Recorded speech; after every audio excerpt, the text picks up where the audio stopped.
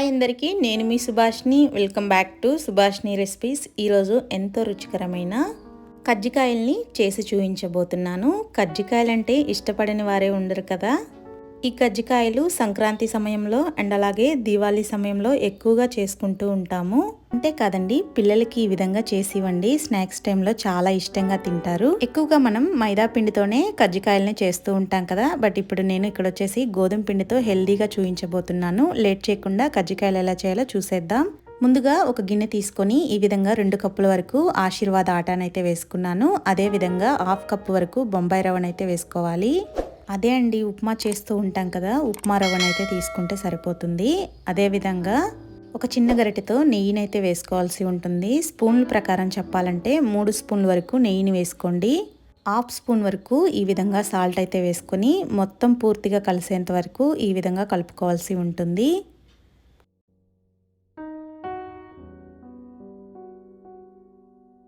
చూడండి, ఈ విధంగా ముద్దలాగా రావాలండి మనం కలుపుకున్నటువంటి పౌడర్ అయితే. ఈ విధంగా వచ్చిన తర్వాత వాటర్ అయితే కొంచెం కొంచెంగా వేసుకుంటూ మనం చపాతీ ముద్ద కంటే కొంచెం సాఫ్ట్గా కలుపుకుంటే చాలా బాగుంటుంది కజ్జికాయల పిండి అనేది. ఈ విధంగా చేసి చూడండి, కజ్జికాయలు మీరు మళ్ళీ మళ్ళీ చేస్తారు, అంత టేస్టీగా ఉంటాయి. మీరు చేయకపోయినా సరే పిల్లలు అస్సలు వదిలిపెట్టరు చేసేంత వరకు.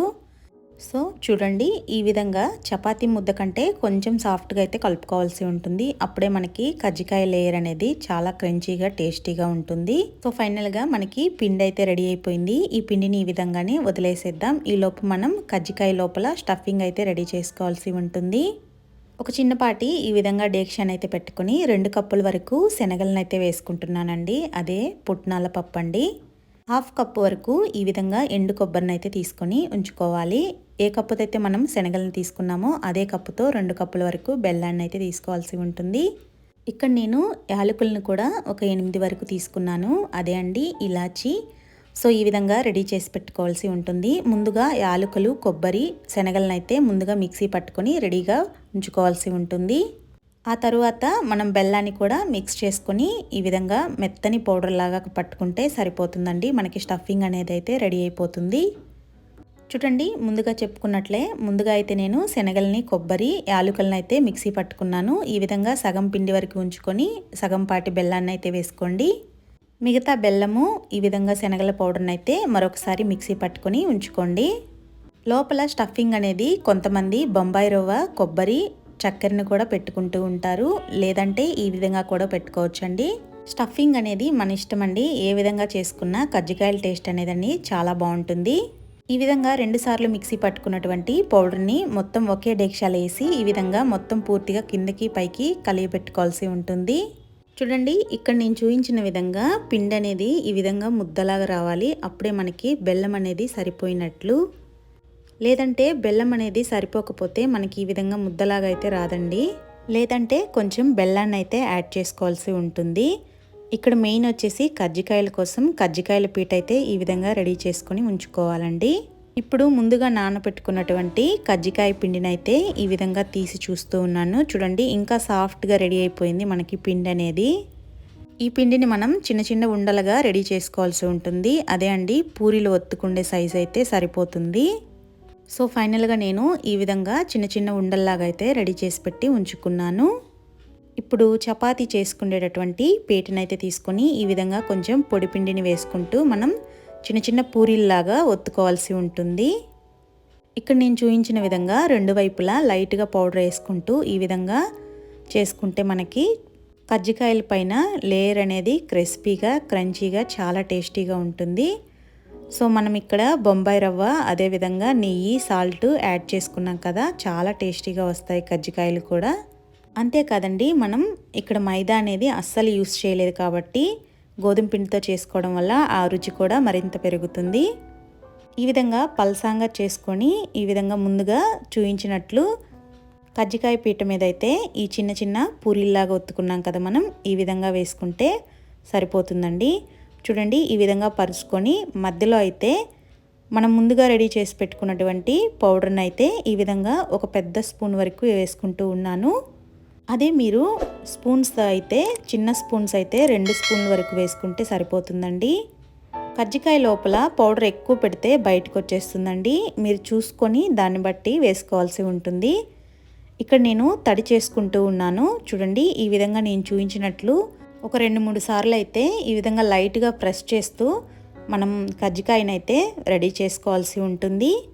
ఈ విధంగా తడి చేసుకోకుండా డైరెక్ట్గా పెట్టామంటే మనం ఆయిల్లో వేసినప్పుడు ఓపెన్ అయిపోతుందండి.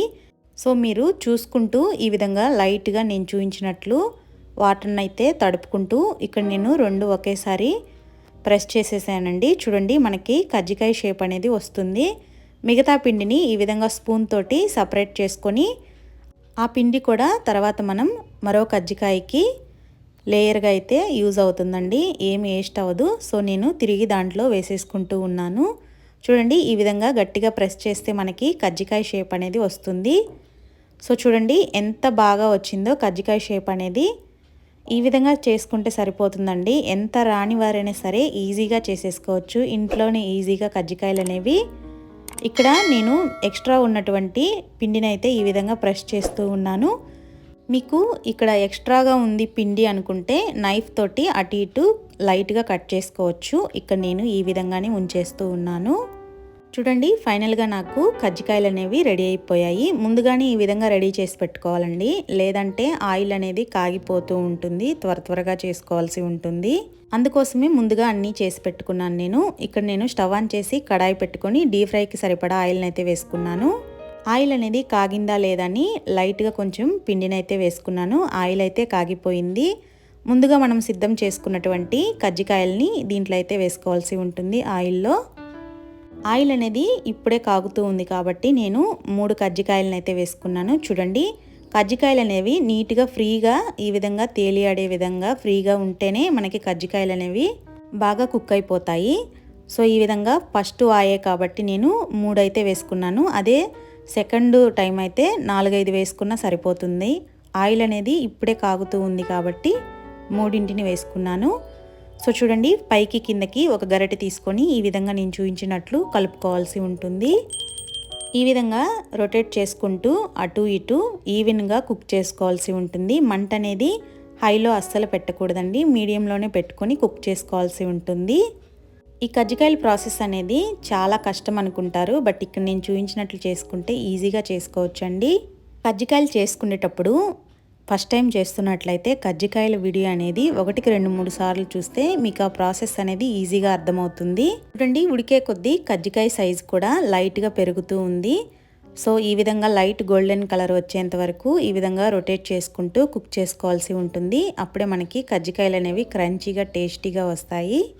ఈ విధంగా కజ్జికాయలు చేసి ఈవినింగ్ స్నాక్స్ టైంలో తినొచ్చు, లేదంటే పిల్లలకి స్నాక్స్గా కూడా బ్రేక్గా కూడా స్కూల్కి పంపారంటే చాలా ఇష్టంగా తింటారు.